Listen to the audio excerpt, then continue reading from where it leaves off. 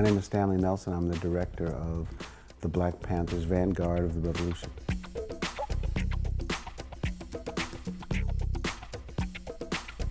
Well, the Black Panthers Vanguard of the Revolution is the story of the rise and fall of the Black Panther Party. The Black Panthers started in 1966.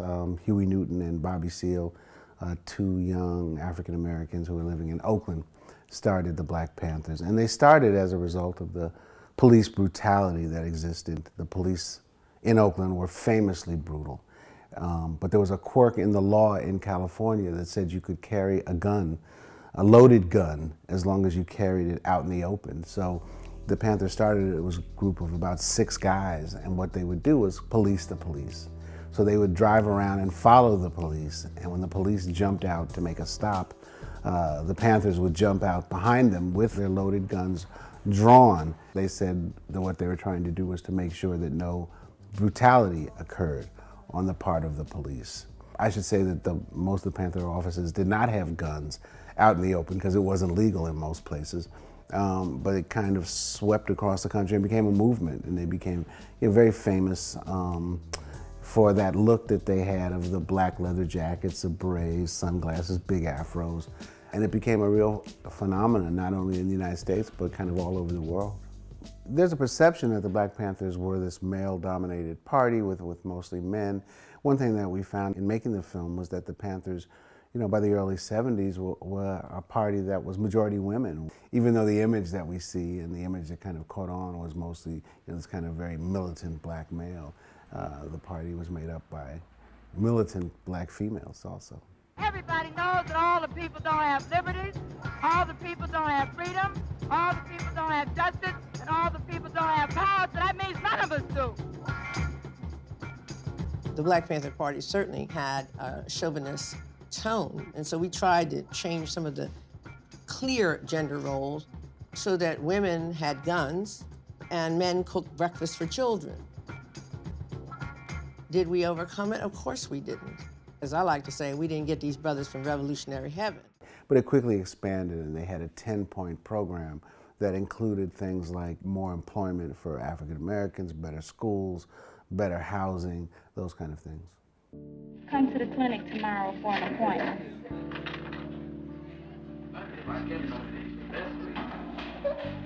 The Black Panther Party was started by Huey Newton and Bobby Seale, who were students at Merritt College in Oakland. Bobby Seale was kind of, this entertainer. He's very entertaining, a great talker, a great speaker. Huey Newton was, as somebody says in the film, the visionary of the party. It was his vision to start this Black Panther Party. They're soon joined by Eldridge Cleaver, who was at that point a little older than them. Eldridge Cleaver had spent about half his life in prison. I think he was like 32 years old or something. He had just written a book called Soul on Ice, which was a series of essays that he wrote while he was in prison.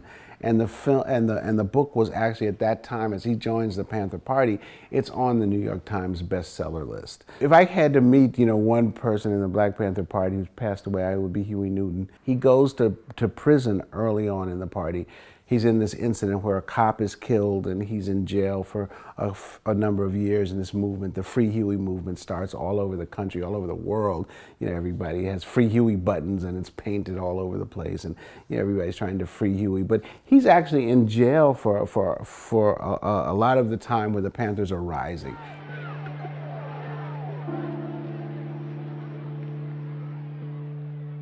The image that was mobilized to create the Free Huey movement gave Huey almost mythic status in the party. He had become an image and not a man, and that gave him power that ultimately proved dangerous. Surprisingly, in Oakland, there was no violence that resulted in the Panthers policing the police. But what did happen is the state legislatures went ballistic and went to pass a law that you could no longer carry weapons in the open in California, which led to one of the similar incidents in the Panthers' history, where they went to Sacramento, the state capital of California, with their guns loaded, and kind of ended up on the floor of the legislature with the legislature in session. So it was this crazy incident where the news cameras are rolling, and all of a sudden the African Americans kind of walk into the state capitol with their guns. That made the Panthers famous not only nationally but internationally. Well, little Bobby Hutton was what they called the first recruit of the Panthers. So he was kind of the first person that kind of came off the street and said, I want to join the Black Panther Party. I think he was 16 or so when he joined the Panthers, and he became kind of a stalwart of the Panthers. When Martin Luther King was assassinated, Eldridge Cleaver and little Bobby Hutton go out to do what Eldridge called retaliate against the police, and who knows what exactly they did, but they get into this confrontation with the police, and they break into the basement of a house as they're trying to escape from the police. The police shoot tear gas into the basement, and something explodes and catches on fire, so they decide that they have to give up. And Eldridge, who had spent a lot of time in prison and was very sophisticated in the ways of the world and the ways of the police, says to Bobby, take off all your clothes and give up nude, completely nude. And Eldridge takes off all his clothes and comes out with his hands up. He has nothing on at all. And Bobby Hutton, is 17. He's nervous about taking off his pants, and he comes out with his shirt off, but his pants on, and he's gunned down by the police as he's giving up. Shot down like a common animal, he died a warrior for black liberation. In the name of brotherhood and survival, remember Bobby. That could have been my son lying there. And I'm going to do as much as I can. I'm going to start right now to inform white people of what they don't know. And this was a defining moment for the Panthers, because it was the first Panther that was killed like that, publicly by the police. It sets off a lot of sympathy for the Panthers, but I think it also sets the Panthers on this road where, it's kind of this warfare. We want nonviolence, just like Martin Luther King. But nonviolence on the part of who? To sit and watch ourselves to be slaughtered like our brother? We must defend ourselves, as Malcolm X said, by any means necessary. As time went on, they come under the attention of J. Edgar Hoover, the head of the FBI, who, J. Edgar Hoover had a special place in his heart for African Americans, a dark, dark place in his heart, and he just, sets out to destroy the Panther Party. The FBI had a number of different tactics that they used to try to destroy the Panthers. One was infiltrators within the party. Another thing they would do was have infiltrators buy the Panthers guns, and then they would tell the local police, well, the Panthers have guns, and they would attack the Panthers. They tried to set spouse against spouse. They tried to set Huey Newton against Eldridge Cleaver, who was another Panther leader. All these things are documented in the film. But in the case of New York, the government had a different method, and what they did was they arrested what was called the New York 21. So they arrested the 21 top leaders of the Panthers and put them in prison and started a trial that became the longest trial in New York State history. A New York grand jury has indicted 21 alleged Black Panthers on charges of plotting several bombings in the city tomorrow. On April 2nd, 1969, in pre-dawn raids, 21 Black Panthers were charged with all kinds of terrorist activity. These are some of the men the police are accusing of being involved in the plot which could have wounded or killed scores of busy New Yorkers. 12 men were arrested today, 2 are already in jail, and 7 more are still at large. This was a tactic used by J. Edgar Hoover and his program called COINTELPRO, which stood for Counterintelligence Program. This was a tactic that was used over and over again, which put people in jail. If you got convicted, it was a positive because they got you out of the way. If you didn't get convicted, it didn't matter because now you were tied up. So the Panthers were tied up for 2 years. They spent hundreds of thousands of dollars trying to get themselves freed for lawyers and a bail and other things. They spent all their time trying to raise money to do this. It was a destructive tactic. It was win-win either way for the FBI.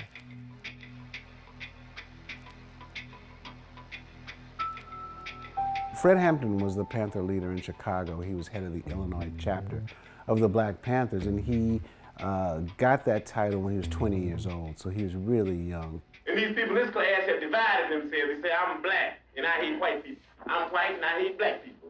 I'm Latin American, and I hate hillbillies. I'm hillbilly, I hate Indians. So we fighting amongst each other.